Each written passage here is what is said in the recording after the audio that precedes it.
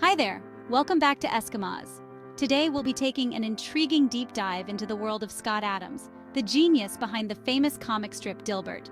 So curl up and get comfy while I clue you in on 15 things you may not know about this fascinating man. From a young age, Scott Adams was drawn to the world of cartoons. But for Adams, it wasn't just a passing phase. He was particularly captivated by the world of Peanuts, created by the legendary Charles M. Schulz. The relatable characters, the witty humor, the subtle commentary on life, all of it resonated deeply with young Adams.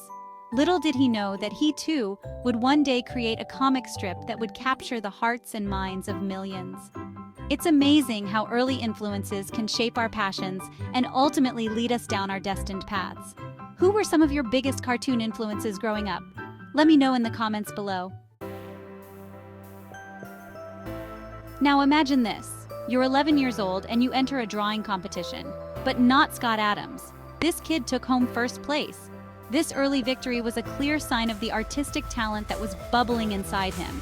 It's like a seed had been planted, a seed that would eventually grow into the Dilbert we know and love today. Sometimes all it takes is a little bit of encouragement and recognition to ignite a lifelong passion.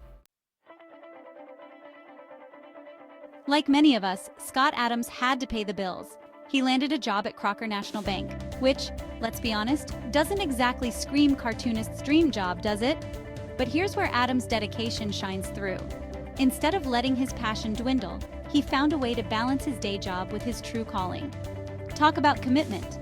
It's a testament to the power of perseverance and the importance of making time for what we love, even when life gets busy. Chapter 4: The Power of One Fan Letter. Now, I'm sure you know that the road to success is rarely a straight line. It's full of twists, turns, and, let's be real, a whole lot of rejection. And Scott Adams' journey was no exception.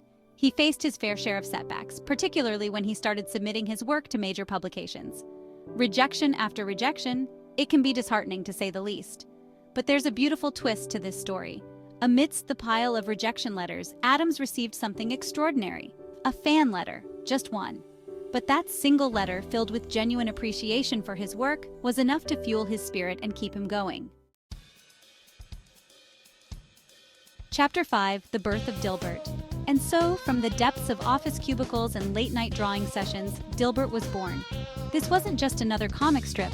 It was a reflection of Adams' own experiences in the corporate world, a world he knew all too well. Dilbert, the main character, became a relatable icon for office workers everywhere.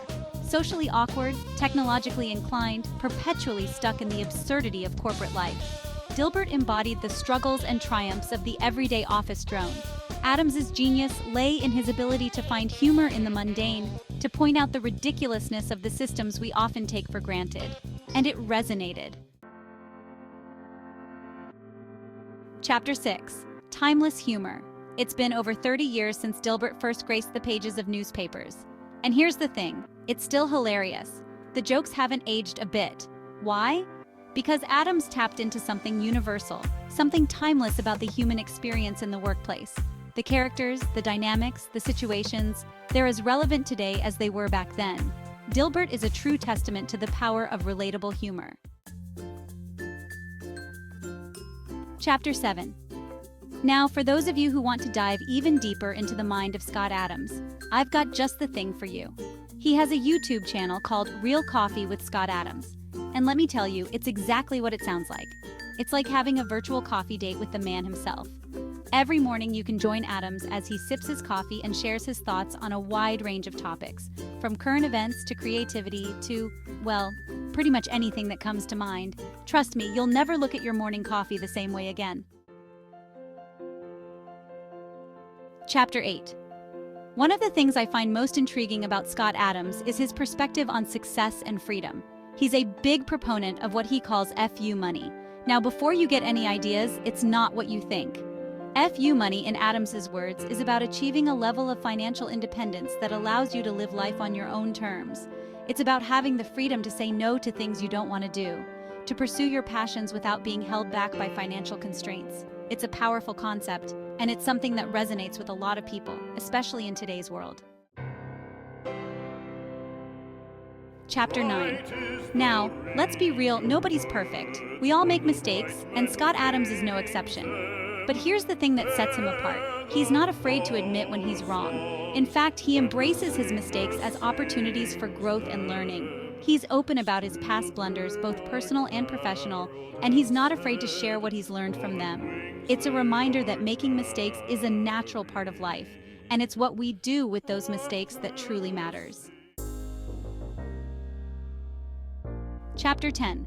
Scott Adams is not one to shy away from controversy. In 2016, he publicly endorsed Donald Trump for president, a move that sparked both praise and criticism from fans and the general public alike. Adams, however, stood by his decision, arguing that he based his support on Trump's persuasion skills, which he believed would lead him to victory. Whether you agree with his political views or not, you have to admire his willingness to speak his mind, even when he knows it might ruffle some feathers. It's a reminder that it's okay to have different opinions, to engage in respectful debate, and to challenge the status quo. Chapter 11. Now, if you're looking for some career advice, Scott Adams has got you covered. He's got a unique perspective on success, and it all boils down to this: ditch the goals, focus on the systems. Adams argues that goals are for losers. Why? Because they set you up for a cycle of success and failure. You either achieve your goal and feel momentarily accomplished, or you don't, and you feel like a failure. Instead, Adams advocates for building systems, sustainable habits, and routines that will propel you towards your desired outcome. It's about focusing on the process, not just the destination. So if you're feeling stuck or uninspired, maybe it's time to take a page out of Scott Adams's book and start building some systems. Chapter 12. Scott Adams is more than just a cartoonist. He's a true Renaissance man, a multi-talented individual who has successfully dipped his toes into various fields. He's written books on everything from business and persuasion to creativity and humor. He's even dabbled in the culinary world, creating his own line of vegetarian burritos. Adams's diverse interests are a testament to his insatiable curiosity and his willingness to step outside of his comfort zone. It's a reminder that we are capable of so much more than we often give ourselves credit for. Chapter 13. The Fruits of Labor. Scott Adams's hard work, creativity, and entrepreneurial spirit have certainly paid off. With a net worth estimated at around $75 million, he's achieved a level of financial success that most people can only dream of. But here's the thing, it's not just about the money for Adams, it's about the freedom that comes with it, the ability to live life on his own terms, to pursue his passions, and to make a difference in the world.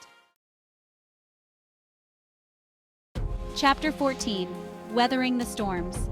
As inspiring as Scott Adams's journey is, it hasn't been without its challenges. He's faced his fair share of adversity, from professional setbacks to personal health issues. He's spoken openly about the layoffs he experienced early in his career, which he attributes in part to racial discrimination. He's also battled health problems, including focal dystonia, a neurological condition that affects muscle movement, and spasmodic dysphonia, a voice disorder that makes it difficult to speak. These challenges could have easily derailed his career, but Adams refused to let them define him. Chapter 15. An Unstoppable Spirit. Despite facing a voice disorder that made it incredibly difficult to speak, Scott Adams refused to let it silence him. He was determined to share his story and his insights with the world, so he found a way to overcome this obstacle. He recorded an audiobook using assistive technology to help him articulate his thoughts.